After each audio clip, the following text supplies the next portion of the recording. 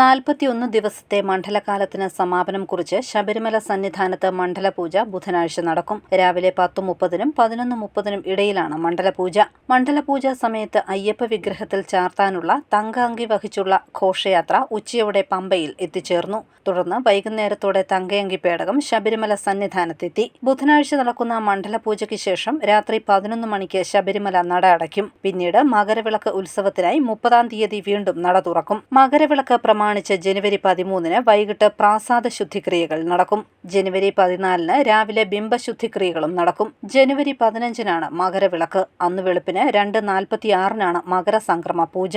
അന്നേ ദിവസം വൈകുന്നേരം 5 മണിക്ക് നട തുറന്ന ശേഷം തിരുവാഭരണം സ്വീകരിക്കൽ, തിരുവാഭരണം ചാർത്തി ദീപാരാധന, അയ്യപ്പ ജ്യോതി ദർശനം എന്നിവ നടക്കും. 15, 16, 17, 18, 19 തീയതികളിൽ എഴുന്നള്ളിപ്പും ഉണ്ടായിരിക്കും. ജനുവരി 20 വരെ ഭക്തർക്ക് ദർശനത്തിനുള്ള സൗകര്യം ഒരുക്കിയിട്ടുണ്ട്. ജനുവരി 21-ന് രാവിലെ പന്തള രാജാവിന് മാത്രം ദർശനം നടക്കും. തുടർന്ന് നട അടയ്ക്കും. News bureau, Erumeli.